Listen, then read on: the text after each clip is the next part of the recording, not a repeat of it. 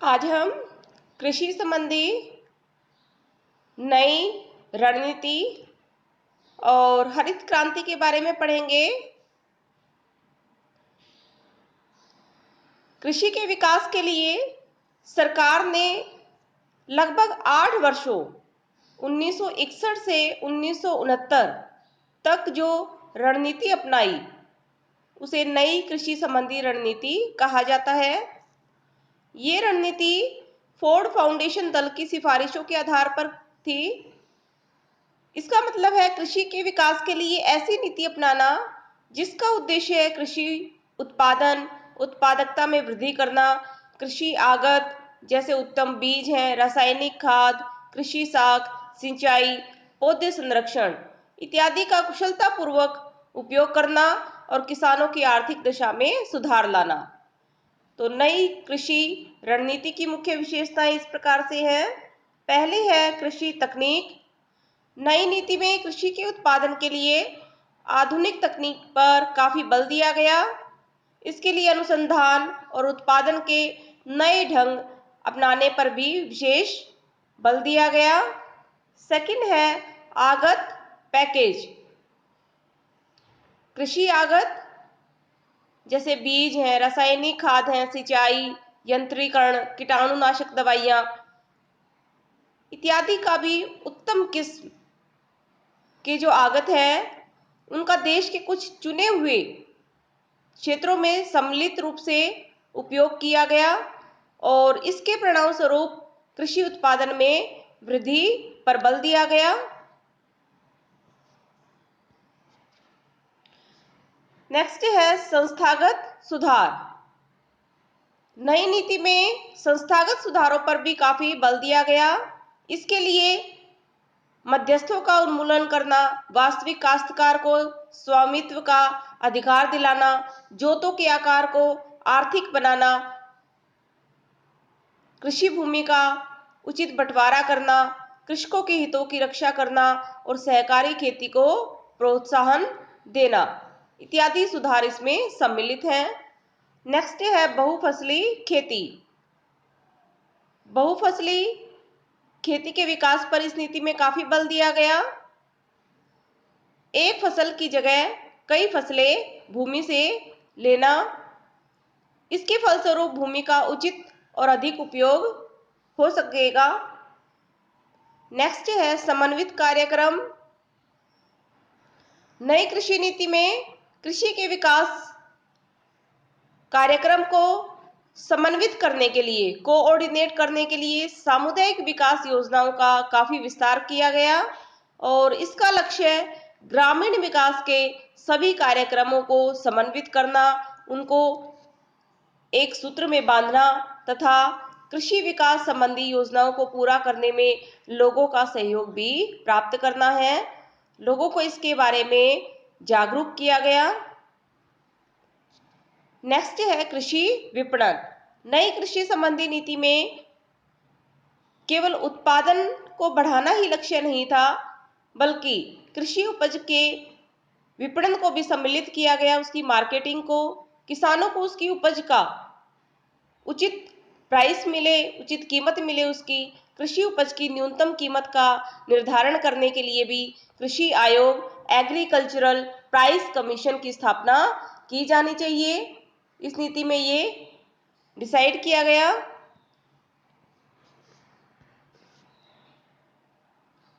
इसके बाद है गहन कृषि जिला कार्यक्रम अथवा पैकेज कार्यक्रम, इंटेंसिव एग्रीकल्चरल डिस्ट्रिक्ट प्रोग्राम और पैकेज प्रोग्राम। फोर्ड फाउंडेशन दल की ही सिफारिशों पर सन 1960-61 में कृषि के विकास संबंधी एक कार्यक्रम चलाया गया जिसका नाम था गहन कृषि जिला कार्यक्रम। इस कार्यक्रम के अंतर्गत कृषि संबंधी विकास योजनाओं को एक ही साथ पूरे देश में लागू करने की अपेक्षा केवल कुछ चुने हुए जिलों में लागू किया जाना चाहिए, ऐसा सुझाव दिया गया। और इस कार्यक्रम पर यह बल दिया गया कि कृषि उत्पादन में अतिशीघ्र वृद्धि करनी बहुत जरूरी है और उसके लिए तकनीकी, मानव शक्ति, वित्तीय और भौतिक संसाधनों का अनुकूल और गहन उपयोग कुछ चुने हुए जिलों में ही किया जाना चाहिए और इसके साथ ही कृषि उपज में वृद्धि के लिए समस्त देश में जो सामान्य प्रयत्न किए जा रहे हैं उनको भी जारी रखा जाना चाहिए। इस कार्यक्रम को गहन कृषि जिला कार्यक्रम कहा गया क्योंकि यह देश के कुछ चुने हुए जिलों में ही आरंभ किया गया था।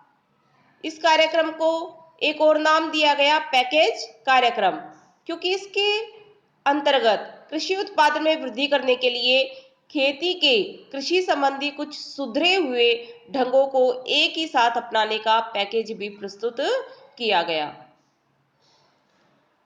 तो इस तरह से नई कृषि नीति कृषि के विकास के किसी एक साधन से संबंधित नहीं है, बल्कि यह एक व्यापक कार्यक्रम से संबंधित है और इसी नीति का पालन करते हुए सरकार ने गहन कृषि जिला कार्यक्रम IADP और गहन कृषि क्षेत्र कार्यक्रम intensive agricultural area programme IAAP आरंभ किए हैं। तो गहन कृषि क्षेत्र कार्यक्रम के बारे में भी पढ़ेंगे अभी। गहन कृषि क्षेत्र कार्यक्रम, गहन कृषि जिला कार्यक्रम को देखते हुए तीसरी योजना के मध्य में इसका मूल्यांकन किया गया और उन सभी क्षेत्रों में जहां पर वैज्ञानिक कृषि की संभावनाएं देखी गई, वहां गहन कृषि कार्यक्रम को लागू करने संबंधी सुझाव लिए गए। इसके संबंध में कृषि उत्पादन बोर्ड ने ही सुझाव दिया कि देश के 20 से 30% क्षेत्र में गहन कृषि को अपनाया जाना चाहिए और इस उद्देश्य के लिए सन 1964-65 में ये कार्यक्रम शुरू किया गया, गहन कृषि क्षेत्र कार्यक्रम, जो 117 जिलों में आरंभ किया गया और इस कार्यक्रम का उद्देश्य देश के कुछ चुने हुए क्षेत्रों में खेती के गहन तरीकों के द्वारा मुख्य फसलों के उत्पादन को बढ़ाना था, कृषि के विकास को और तीव्र करना था। इसके बाद एक टॉपिक और है जिसके बारे में हम पढ़ेंगे, हरित क्रांति, ग्रीन रिवॉल्यूशन।